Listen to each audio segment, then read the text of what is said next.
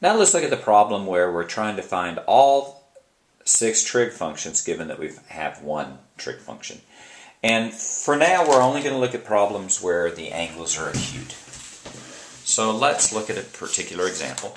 Let's say that we have the tangent of theta was equal to 5/7. And we want to find all trig functions.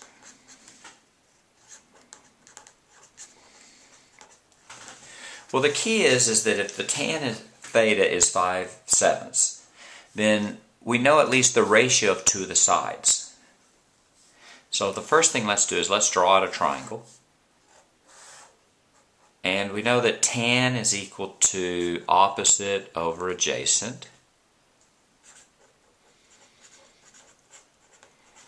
So at least we know that the opposite side, so let's say we're trying to find this angle here.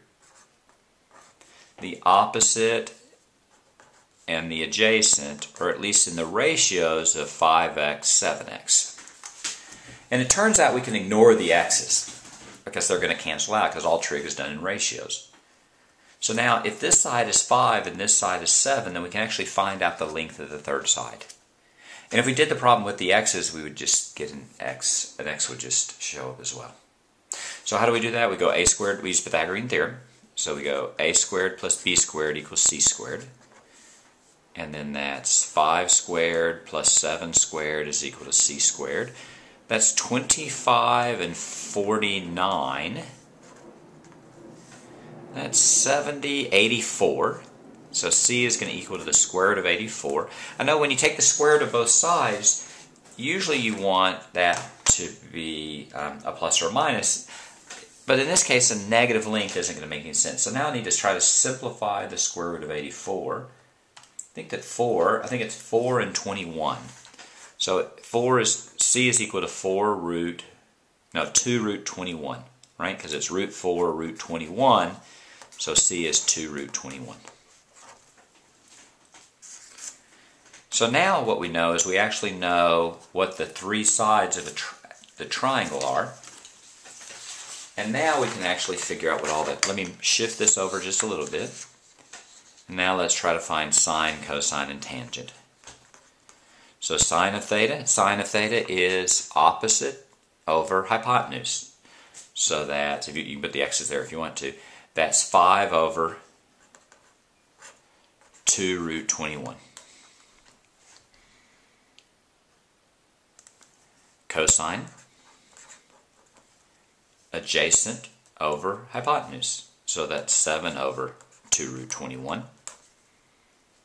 Tangent we already know.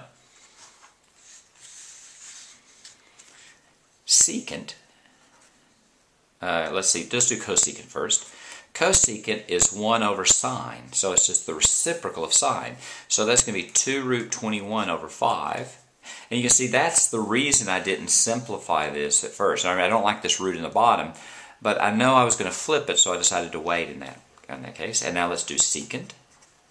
Secant of theta is the reciprocal of cosine, so that's 2 root 21 over 7. And the last one is cotangent. Cotangent is just the reciprocal, so it's reciprocal of 5/7 is 7/5. And that's your answer. If we want to, we can go ahead and rationalize the denominators here. I'm going to multiply this by root 21 and this by root 21. The same thing here, root 21 and root 21. When I do that, my final answer for sine is 5 root 21 over, this is 2 times 21, so that's going to be a 42. Right? Square root of 21 is just 21 times 2 is 42. And here we have 7 root 21 over root 21 is going to be 21 times 2 is 42 again. So here you can, in there, that's how you do the problem. Here's your answers. Here is sine, there's cosine, there's cosecant, there's secant, and there's cotangent. Given one trig value, there are the other 5.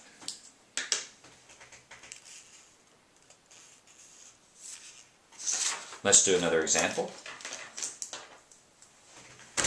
That was with tangent, so now let's do it. Let's say we had secant. Secant of theta is equal to 4 over 5. Actually, that won't work. Let's do 8 over 5. So I would draw, first step is I would draw a triangle. Let this be theta. Now secant, I might not remember what secant is, but secant is the reciprocal of cosine, and cosine is adjacent over hypotenuse. So that means that secant is hypotenuse over adjacent. So in other words, the hypotenuse is 8x, and the adjacent is going to be 5x. And this is the last time I'm going to write the x's. I just want you to realize it's not that this is 8, it's that the ratio of the two sides is 8 to 5. Now we need to find the third side. The third side we use the Pythagorean theorem. So what are the steps here? First, you need to draw the triangle. And second, you need to use Pythagorean theorem to figure out what the third side is. So that's going to be a squared plus b squared is equal to c squared. That's 5 squared plus b squared is equal to 8 squared. 25 plus b squared is 64. Let's subtract a 25 from both sides.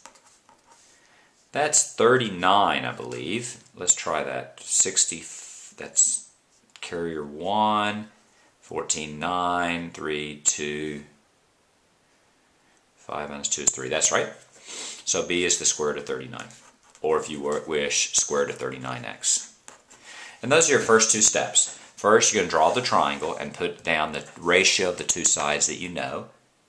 And then the second step is you're going to find the third the third side using Pythagorean theorem. And then the last step, you just plug in numbers. This is theta, this is 5, this is 8, this is square root of 39. This is the adjacent, this is the opposite, and this is the hypotenuse. So you have sine of theta is SOH, S-O-H, opposite hypotenuse, that's square root of 39 over 8. And you're done. Cosine of theta. Cosine is adjacent over hypotenuse, that's going to be 5 over 8. Tangent of theta. Tangent is opposite over adjacent. That's going to be square root of 39 over 5.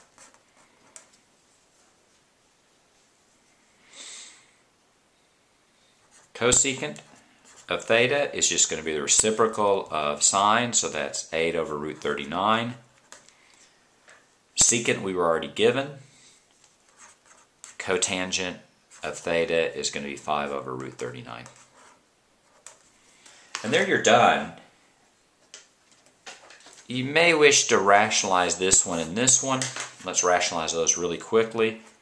8 over square root of 39, you're going to multiply the top by root 39 and the bottom by root 39.